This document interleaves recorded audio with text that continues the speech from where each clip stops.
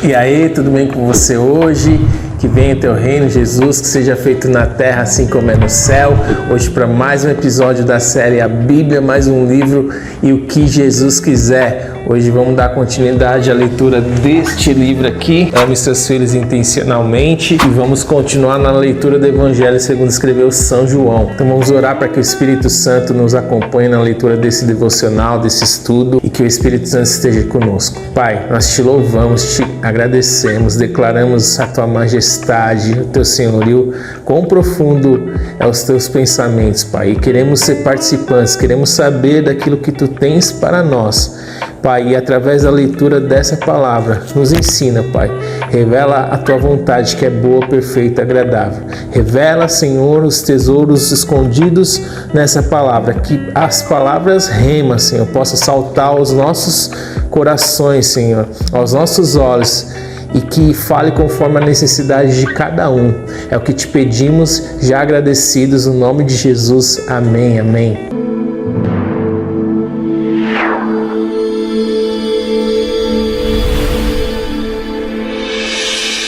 Vamos continuar a leitura, João capítulo 18, verso 28. Tem como subtítulo Jesus perante Pilatos. Depois levaram Jesus da casa de Caifás para a audiência, e era pela manhã cedo, e não entraram na audiência para não se contaminar e poderem comer a Páscoa. Então Pilatos saiu e disse-lhes: Que acusação trazeis contra este homem? Responderam e disseram-lhe: Se este não fosse malfeitor, não entregaríamos. Disse-lhe, pois, Pilatos: Levai-o vós e julgai-o segundo a vossa lei. Disseram-lhe então os judeus: A nós não é lícito matar pessoa alguma, para que se cumprisse a palavra que Jesus tinha dito, significando de que morte havia de morrer. Verso 33. Tornou, pois, a entrar Pilatos na audiência e chamou a Jesus e disse-lhe: Tu és o rei dos judeus? Querendo já pegar Jesus em contradição, né? Mas aí Jesus ele responde com uma outra pergunta. Respondeu-lhe Jesus: Tu dizes isso de ti mesmo ou disseram os outros de mim? Pilatos respondeu: Porventura sou eu judeu? A tua nação e os principais dos sacerdotes entregaram-te a mim. Que fizeste? Respondeu Jesus: O meu reino não é deste mundo. Se o meu reino fosse deste mundo, lutaria os meus servos, para que eu não fosse entregue aos judeus.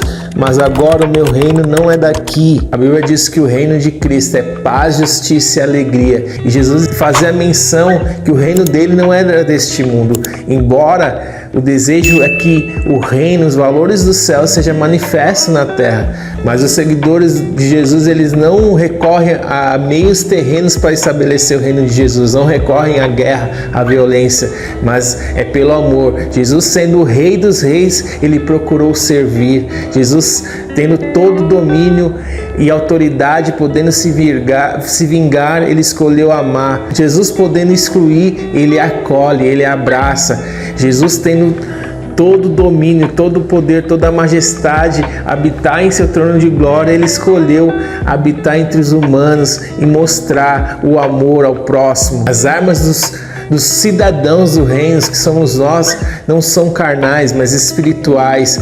É paz, o amor, a mansidão, o domínio próprio, a compreensão, a compaixão.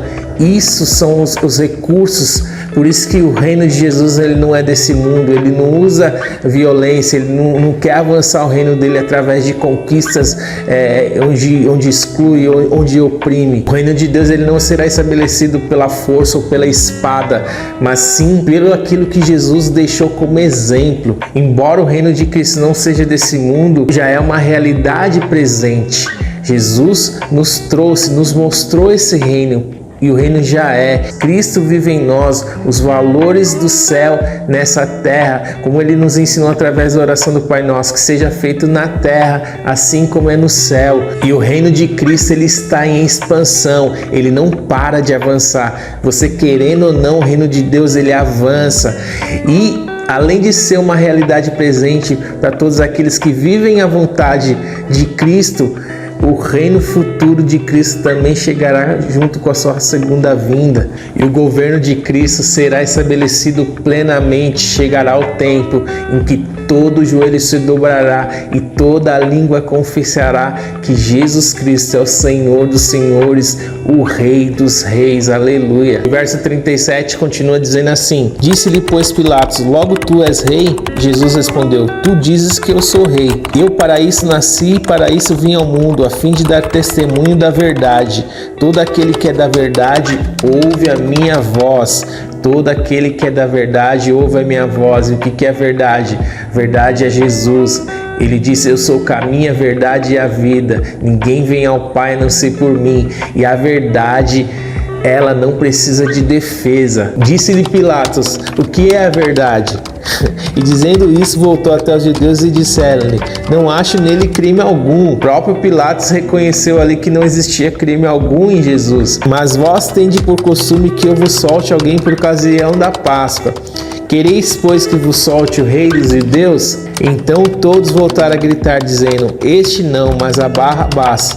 E Barrabás era um salteador. E ali todos gritaram para soltar Barrabás, que era um ladrão, e queriam a condenação de Jesus Cristo, que estava ali inocentemente no nosso lugar. Ele não tinha crime algum. E é bem provável, se nós estivéssemos naquela época, nós também gritaríamos para soltar Barrabás e prender Jesus. A justiça humana, ela é falha, né? Então que a gente venha buscar a justiça de Deus, né? Buscar o reino de Deus e a sua justiça, e as demais coisas Deus nos acrescenta. Amém? Só abrindo um parênteses aqui: o reino de Deus, onde é paz, justiça e alegria, a abundância do céu, tudo que Jesus conquistou na cruz é um direito seu também. Nós, como cidadãos do reino, somos co-herdeiros em Cristo. Então nós temos o direito de viver uma vida abundante aqui na terra, pois o reino de Deus é isso. Nós pertencemos a este reino.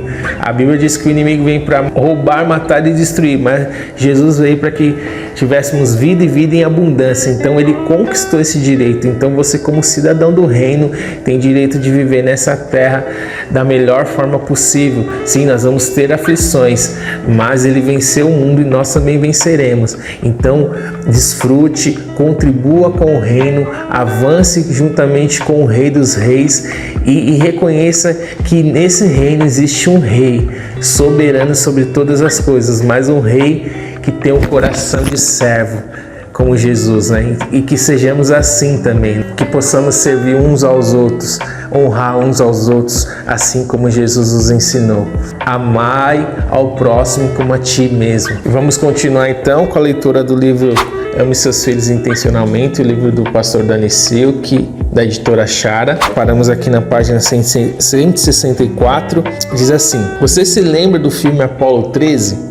Conta a história de um programa da NASA onde várias coisas deram errado na espaçonave ao longo do caminho para a Lua. Existe uma cena no final do filme no qual Houston tinha que ajudá-lo a descobrir o que estava impedindo o aparelho purificador de retirar o dióxido de carbono para tornar o ar respirável. Eles tiveram que passar instruções para que os astronautas decifrassem e então conseguissem reparar o aparelho com as ferramentas que tinham disponíveis a bordo. A segunda preocupação era se o módulo de comando, a Odisseia, sobreviveria à reentrada na atmosfera da Terra, pois anteriormente havia ocorrido uma explosão envolvendo tanques de oxigênio que danificou o escudo de proteção contra o calor. Uma reentrada bem sucedida dependia de alguns fatores: a resistência do escudo de proteção contra o calor e a Odisseia. Um tufão estava se formando na área designada para o pouso e os paraquedas poderiam não funcionar. Além disso, no momento em que o veículo se aproximasse da Terra, haveria 3 minutos de completa perda de comunicação. Passados esses 3 minutos, Houston saberia se pousaria com a vida. E essa é uma analogia incrível com relação aos pais. Entendam essas pessoas maravilhosas que estão crescendo no seu lar, criaturas que você tanto ama, passarão por um período conturbado chamado adolescência. E nesse período ocorrerão mudanças interiores que você não conseguirá compreender porque são transformações internas.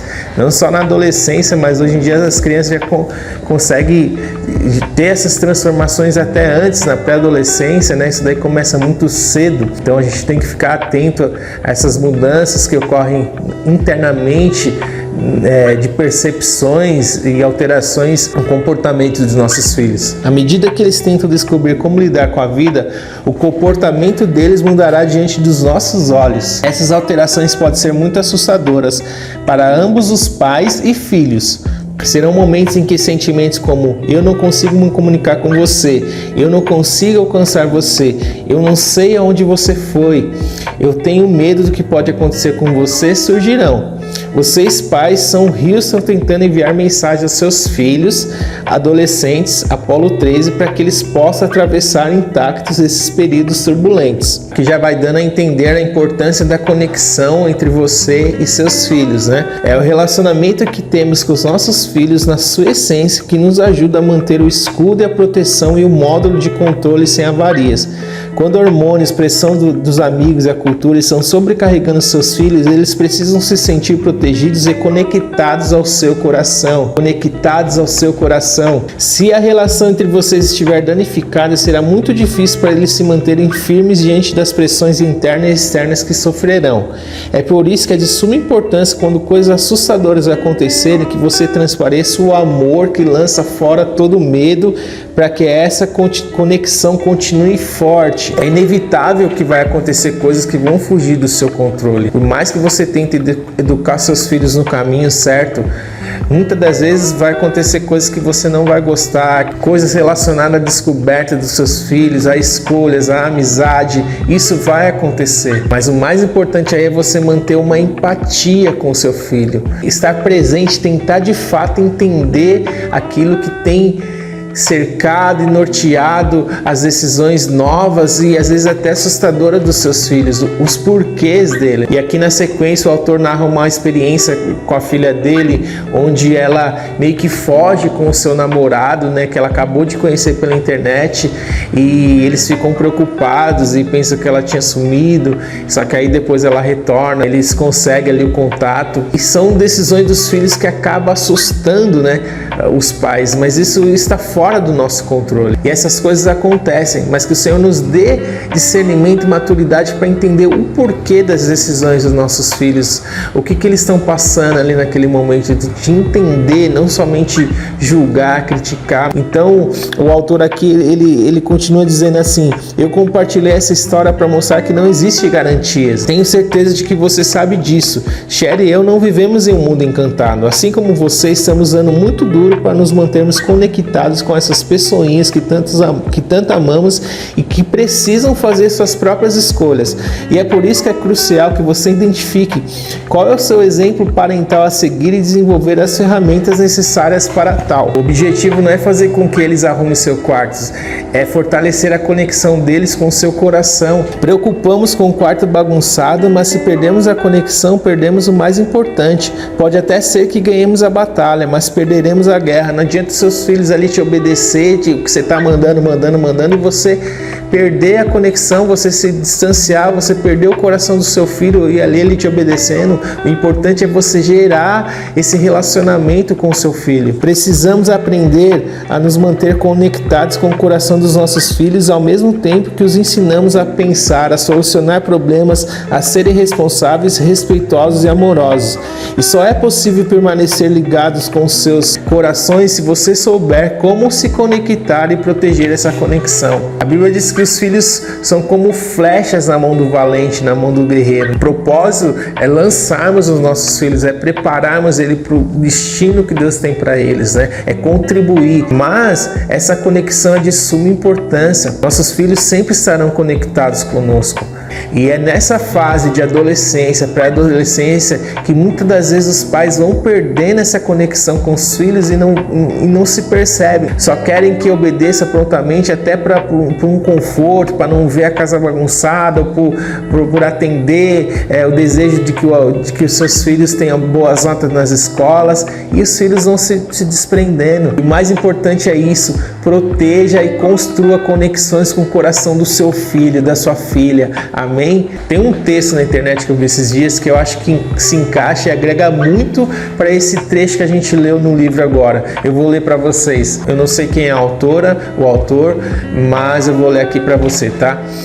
Esse tipo de texto me ajudou muito na fase em que mais precisei ter paciência e sabedoria. Quando dentro de você se formar aquele tornado de raiva e você sentir vontade de gritar por causa daquele pedido de colo no momento errado, pare, olhe bem aqueles olhinhos fixos em você.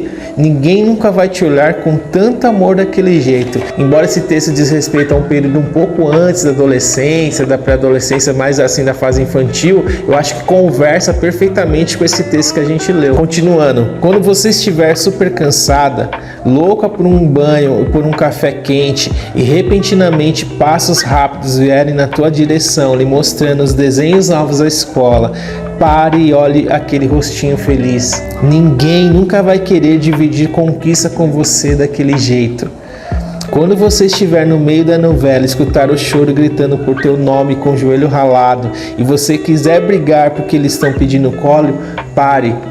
Ninguém nunca no mundo inteiro vai pedir o seu colo para se sentir protegido daquela maneira. A necessidade do seu toque, da sua presença, do seu carinho, isso acaba. É trocado por outros toques, outros carinhos, não voltam mais. O sopro para tirar cisco dos olhos, as costas que viraram cavalinho, o colo que virou ninho, o seu beijo que cura machucados passa. Quando você sentir vontade de sumir porque está esgotada demais, cansada demais, cansado demais, apenas pare, olhe-se e lembre-se, nunca ninguém vai te amar daquela maneira, te querer daquela maneira, te idolatrar daquela maneira. Você já quis ser o centro da vida de alguém? Ser os pilares da vida de alguém? Ser o cais de alguém? Pois então, agora você é tudo na vida de alguém. Nesse exato momento, é você o tudo dele, dela. O tudo que ele tem, a mais importante, a mais especial. Olhe para o seu filho agora, olhe para sua filha agora. Sinta o amor nos olhos dele quando ele te olha, tocar a sua alma. Você nunca será amado da maneira que teu filho te ama hoje, da maneira que ele te ama agora.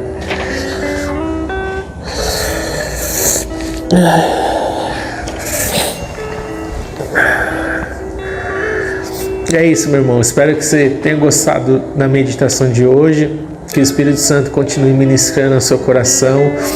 E é isso, vai para cima com Jesus, perdoe o choro aqui. Você tenha um dia abençoado na companhia de Jesus. Tamo junto, até o próximo episódio. Um abração.